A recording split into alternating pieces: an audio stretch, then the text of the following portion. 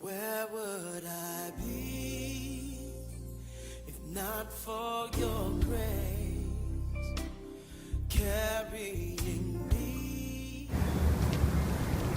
I think a lot of the roommates have shared that like prior to coming here we were all kind of nervous just because we had like different spiritual walks and how are we going to bring God's word here and all this stuff, but then like coming here and finding peace and like the realization that God has been here and he will be here long after we're gone.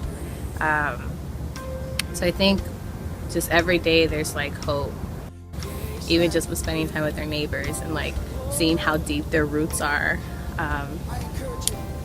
in the community and how much love and pride they have like being from here, you know. And so that's something you don't really see every day, so I think that's very like hopeful in the fact that they like want such positive and good things for their community.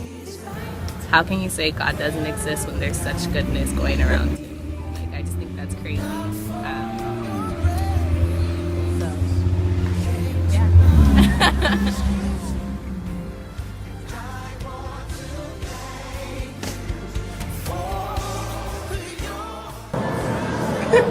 I guess the biggest thing I've learned through Missionyear is my passions, probably. Surprisingly, I've learned how much I really, really love people coming to know God. I've also learned how to be vulnerable. I'm still learning that. That's incredibly hard. I'm learning that community is really, really hard.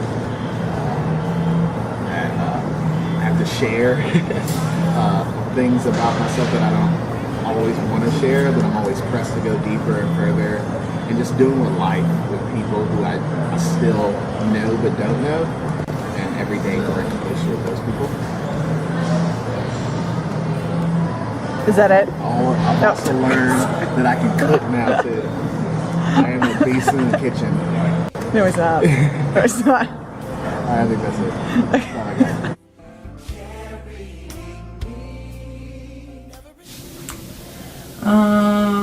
Well, a while ago in the 90s, like downtown Chicago got flooded and billions of dollars were spent. So now what they do is like they close off like the sewage valves or whatever, but only in certain sections of Chicago, specifically low-income neighborhoods like East Garfield Park. Like, I guess during the summer or something, about 50 schools were closed down in Chicago, specifically 50 schools along the Red Line, which affected specifically the Black and Latino community. And I'm sure that if either of these things happened like in the white community, there'd be a lot more like uproar and people would be angry and but I don't know, like I feel like it's almost like a sign of racism, the fact that it's just like, I don't know what the term is, like systematic racism or I don't know, it's racism, basically, to put it bluntly. And it's just like not fair to kids because they should have a right to education and they should have a right not to have their apartment completely flood, thus leaving them already, you know, where they're already pretty much destitute, even more destitute. It's kind of difficult because you don't know like what injustices to focus on or like what, I don't know, like what can I change or what, is there anything that I can do? Like one way I can help these injustices, I guess, is just informing people, letting them know. This is stuff that I never would have known if I was still living in New Jersey or was never even doing Missionyear. I just would have just gone on like not realizing that this kind of stuff is going on. So yeah.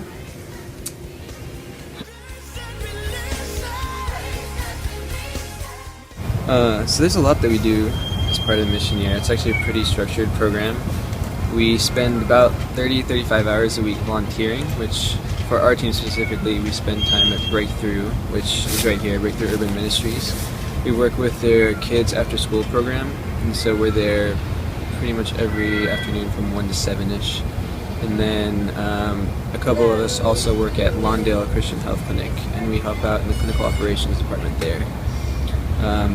And volunteering is a big part of Missionyear because we really feel like that's one of the best ways to get plugged into the community. We really want to be among the people and live among the people, and not just come in and out whenever it's comfortable or whenever we feel like it. Another thing that we do as part of Missionyear is on weekends and during the week too, but we partner with a church. So right now we're partnering with New Landmark Missionary Baptist Church. That's the church right around the corner from where we live. We actually live in the church apartment, and they house us.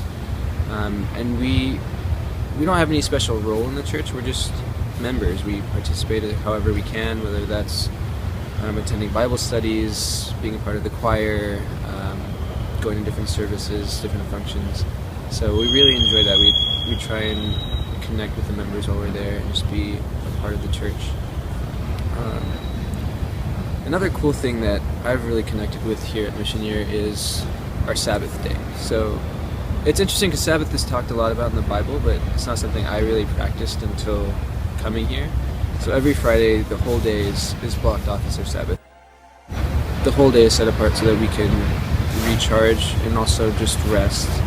And for me personally, that's something I look forward to every week, because that's my chance to just get away from the stresses and the environment I'm in and focus on God and reconnect with why I'm doing what I'm doing and the reasons for being here.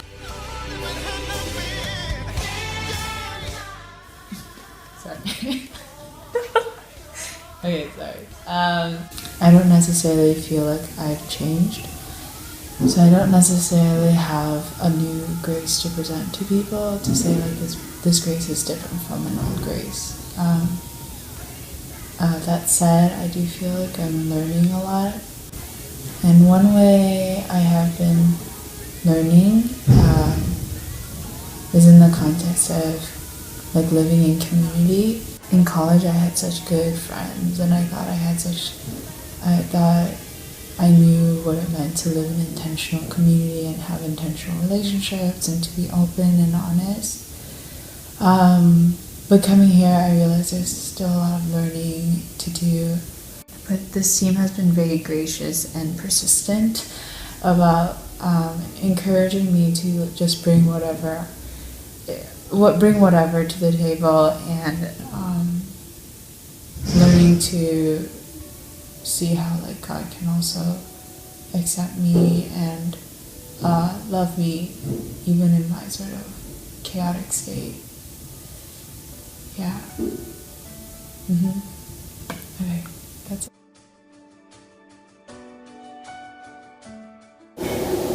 Living simply hasn't been a tough transition.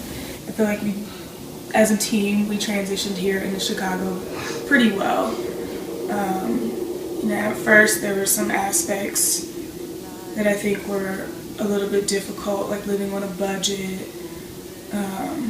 or even just, this type of neighborhood like East Garfield Park. So I would think a challenge with living simply is, as a team, intentionally pursuing to find more ways to continue to live simpler.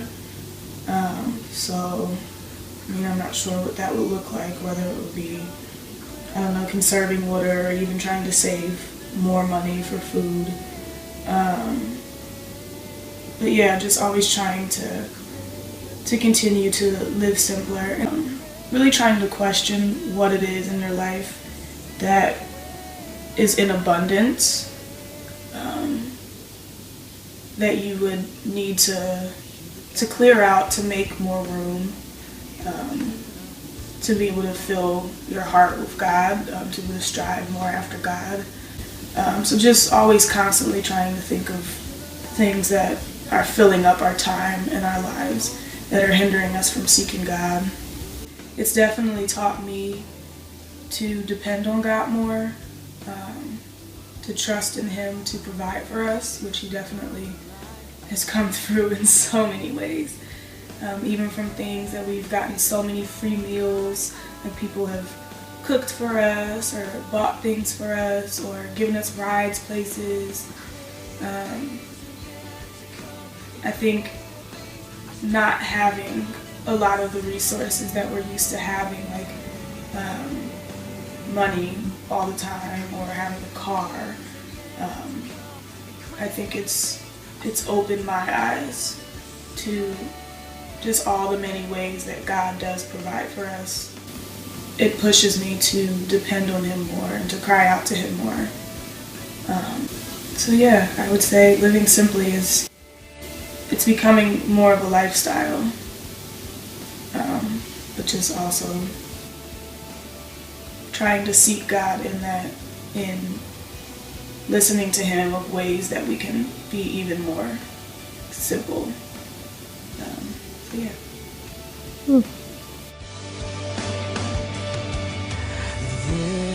There is no one like our God. Cars are being recycled.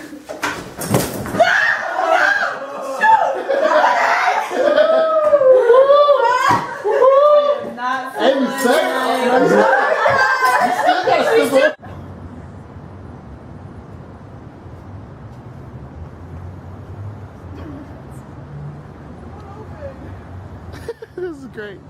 This is the most beautiful moment of my life right now.